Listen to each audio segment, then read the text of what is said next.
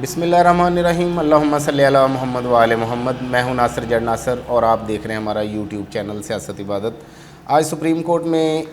Election کے سلسلے میں بہت اہم سماعت تھی، جس پر تحریک انصاف کی طرف سے شاہ محمود قریشی صاحب بہت ہی اچھے طریقے سے اپنا مقدمہ سپریم کورٹ میں پیش کر چکے ہیں مذاکرات کے متعلق، جس میں انہوں نے یہ موقف اختیار کیا کہ ہماری پارٹی نے ہر ممکن کوشش کی ہے کہ معاملے کو مذاکرات کے ذریعے سب جماعتوں کی رضامندی کے ساتھ طے کیا جائے، لیکن ہمارے مذاکرات کامیاب نہیں ہو سکے، جس میں انہوں نے کہا کہ سب سے بڑا مطالبہ جو پی ڈی ایم کی حکومت کی طرف سے تھا وہ یہ تھا کہ ایک ہی دن میں الیکشن ہو، جس کو ہم نے تسلیم کیا، لیکن اس کے باوجود انہی اوقات میں جب یہ ٹیبل ٹاک چلتی رہی، ہمارے کارکنان کو اغوا بھی کیا جاتا رہا اور ہم پر تشدد کی پالیسی اور وہ پرویز الہی صاحب کے گھر پہ حملہ سارا اسی دوران میں ہوا۔ اس کے باوجود ہم نے صبر و تحمل کا مظاہرہ کیا اور ہر صورت کوشش کی کہ یہ دوسری جماعتیں کل کو یہ اعتراض نہ ہم پہ کر سکیں کہ ہم نے مذاکرات پہ ان کو نہیں لے کے آئے، تو یہ ان کے ساتھ تعاون نہیں کیا۔ تحریک انصاف بہت اچھے طریقے سے کھیل رہی ہے اس وقت، کیونکہ انہوں نے اپنا سارا کیس اور سسٹم کی جو خامی ہے وہ ساری اکٹھی کر کے سپریم کورٹ کے کورٹ میں بال پھینک دی ہے۔ اب اس پہ ججز کو اپنا فیصلہ لینا ہوگا۔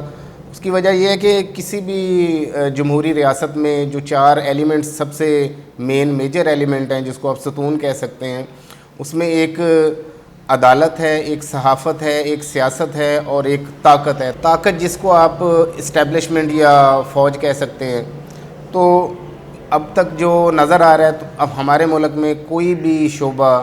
اس طریقے سے کام نہیں کر رہا ہے جس طریقے سے اسے کام کرنا چاہیے۔ یہ بات سب جانتے ہیں، عوام کو بھی پتہ ہے، پوری دنیا کو بھی پتہ ہے، لیکن ابھی جو تبدیلیاں آئی ہیں، جو ایک وقت میں تبدیلی آئی ہے، جو آئی ٹی کا دور آیا ہے، جو لوگوں نے وقت نے حالات نے ایک نیا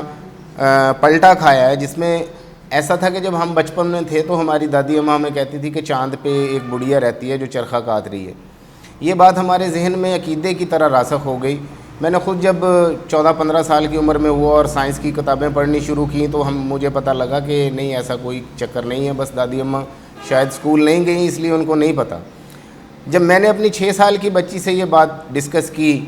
کہ بیٹا چاند میں ایک بڑھیا رہتی ہے جو چرخہ کاٹتی ہے، تو حیرانگی سے میری طرف دیکھنے لگ گئی۔ اس نے کہا کہ پاپا نہیں، ایسا نہیں ہے، بلکہ چاند تو ایک ارتھ کی سٹائل کا ایک پلانیٹ ہے اور سورج کے گرد گھومتا ہے، ایسی تو کوئی بات نہیں ہے۔ مطلب بچی نے وہ چیز ماننے سے انکار کر دیا اور مجھے شرمندگی اٹھانا پڑی اپنی سٹیٹمنٹ پہ، کیونکہ دیر سے ہی صحیح لیکن میں یہ چیز جان چکا تھا اور وہی چیز میری بچی 6 سال کی عمر میں جانتی تھی۔ جس وقت ہم قلم دعات کے ساتھ تختیوں کے اوپر اس پہ گاچنی لگا کے تو سکھ آ جا 12 وٹے لا جا پڑھتے ہوتے تھے، وہ ہمارا ٹائم تھا بچپن کا۔ اب اس وقت میں ہمارے بچے مختلف ایپس اس موبائل سے ڈاؤن لوڈ کر لیتے ہیں۔ مطلب دور بدل گیا، دور کے تقاضے بدل گئے۔ اب آپ لوگوں کو زیادہ دیر تک غلام نہیں رکھ سکتے، لوگ اب حق مانگیں گے، کیونکہ دنیا گلوبل ولیج ہے اور لوگ گھر بیٹھے پوری دنیا کو اسٹڈی کر رہے ہیں کہ دوسرے ملکوں میں کیا ہو رہا ہے اور ہمارے ملک میں کیا ہو رہا ہے۔ اب ہونا یہ چاہیے کہ ہمارے جو سب ایلیمنٹس ہیں ان کو اب ہونا چاہیے نہیں، بلکہ اب یہ ہوگا، کیونکہ اب حالات کا دھارا ہی اس طرف جا رہا ہے کہ صحافت کو بھی زرد صحافت سے نکلنا پڑے گا، عدالت کو بھی اوپر سے احکامات کو چھوڑ کر آئینی اور قانونی احکامات دینے پڑیں گے سپریم کورٹ کے ججز کو بھی، اگر انہوں نے معاشرے میں عوام میں اپنا اعتماد اور عزت بحال رکھنی ہے۔ تو اس پہ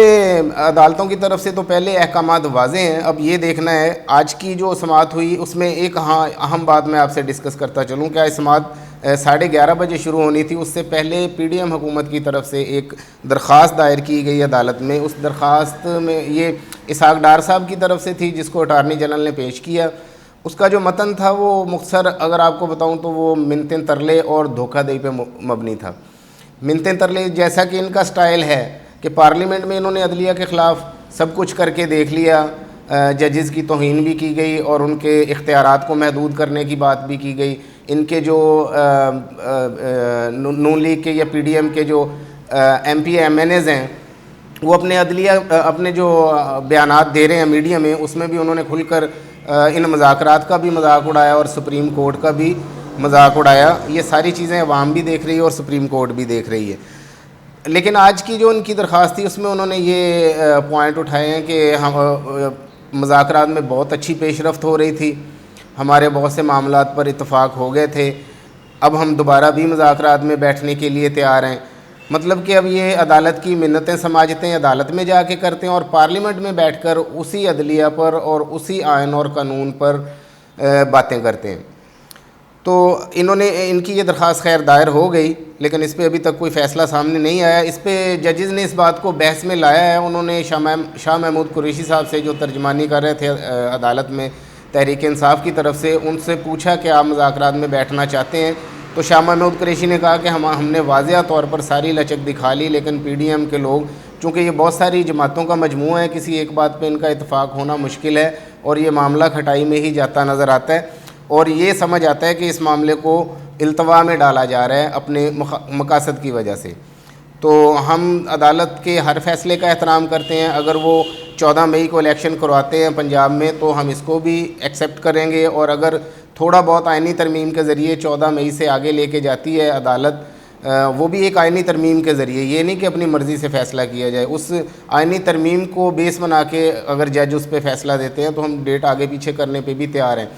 مطلب کہ انہوں نے اپنی طرف سے بالکل واضح کھیلا ہے تحریک انصاف نے اس فیلڈ میں، اور پی ڈی ایم کسی بھی چیز پہ متفق اور متحد نظر نہیں آتا۔ آج کی سماعت فی الحال ابھی تک کے لیے، جب میں یہ ولاگ ریکارڈ کر رہا ہوں، ابھی تک کے لیے تو یہ ہے کہ عدالت نے یہ کہہ کر سماعت ملتوی کر دی ہے کہ جلد بہت ہی مناسب فیصلہ آنے والا ہے۔ اب مناسب فیصلہ تو جیسا کہ سہیل وڈائے صاحب سے ایک بیان میں کسی سے بات ہوئی تو انہوں نے کہا کہ اس وقت جو انہوں نے پوچھا کہ الیکشن کون جیتے گا اگر الیکشن ہوتے ہیں، تو سہیل وڈائے صاحب نے یہ کہا کہ جو ہوا ہے وہ تحریک انصاف کی ہے، اس ہوا کے دباؤ میں نون لیگ یا کوئی اور جماعت نہیں ٹھہر سکتی، تو الیکشن 100% کنفرم 2/3 میجورٹی کے ساتھ تحریک انصاف جیتے گی۔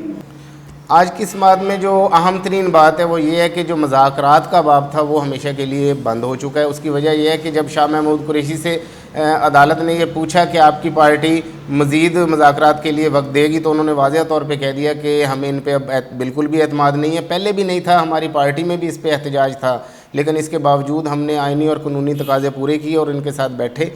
لیکن اب ہم ان کے ساتھ نہیں بیٹھیں گے، آپ اپنے 14 مئی والے فیصلے کو جاری کریں یا اس پہ امپلیمنٹ کروائیں۔ جس کے بعد عدالت نے یہ کہہ کر سماعت ملتوی کر دی کہ بہت جلد مناسب فیصلہ سنایا جائے گا۔ مناسب فیصلہ کیا آنے والا ہے،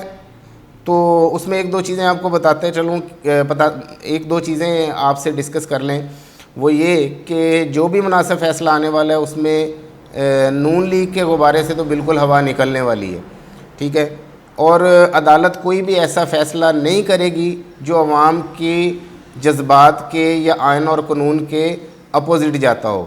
اور مزید یہ کہ عدلیہ اس وجہ سے بھی کوئی ایسا فیصلہ نہیں کرے گی کہ جس سے عوام میں ان کی مقبولیت میں کمی آئے۔ اس کی وجہ یہ کہ ملک کی سب سے بڑی پارٹی تحریک انصاف نے کل بروز ہفتہ